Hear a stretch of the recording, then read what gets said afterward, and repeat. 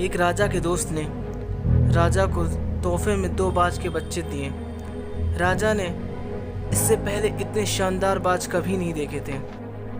ये राजा के लाइफ का सबसे अच्छा तोहफा था। उस राजा ने अपने महल के सबसे अच्छे ट्रेनर को बुलाया जो पशु पक्षियों को ट्रेन करता था।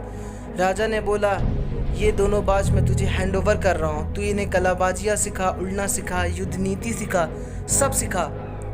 मैं कुछ दिन बाद इससे मिलूँगा, तो सिखा के फिर मुझे मेरे पास आइयो। तो उस ट्रेनर ने उन बाजों के ऊपर बहुत मेहनत की, 2-4 हफ्ते मेहनत की, बहुत अच्छे से मेहनत की, उड़ना सिखाया, सब सिखाया।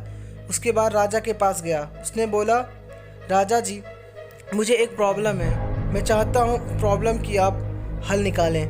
ट्रेनर ने बोला कि एक बात तो बहुत अच्छे से उड़ता है, जैसा मैंने सिखाया वैसा ही करता है, लेकिन एक बात जो है वो उड़ता ही नहीं है, बिल्कुल उड़ता ही नहीं है। तो राजा ने बोला, कुछ दिन और उस पर मेहनत करो, उनको सिखाओ। तो ट्रेनर ने बोला, राजा जी मैंने सब कुछ करके देख लिया, लेकिन वो उड़ता ही नहीं है।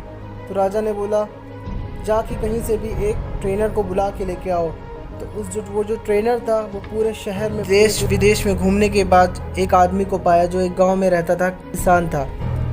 उस ट्रेनर ने उन दोनों बाजों को उस किसान के हाथ में हैंड ओवर कर दिया। कुछ दिन बाद, 4-5 दिन बाद, उस पर मेहनत करने के बाद राजा उस साइड घूमने आया जहाँ पर बाज की ट्रेनिंग हो रही थी। तो राजा ने देखा दोनों बाज हवा में उड़ रहे थे, कलाबाजियाँ कर रहे थे। तो राजा ने कहा, मैं इससे मिलना चाहता हूँ जिन्होंने इसको सिखाया, मैं उनसे पूछना चाहता हूँ कि कैसे सिखाया। तो उस किसान ने बोला, राजा जी ये तो बड़ा ही आसान था, एक बाज तो बहुत आराम से उड़ता था, अच्छे से उड़ता था, लेकिन एक बाज उड़ता ही नहीं था, तो मैंने उस डाली को ही काट दिया जिस पे वो बैठा हुआ था।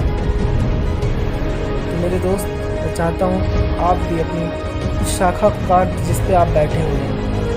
आप मेहनत करें, आप उड़ना सीखें।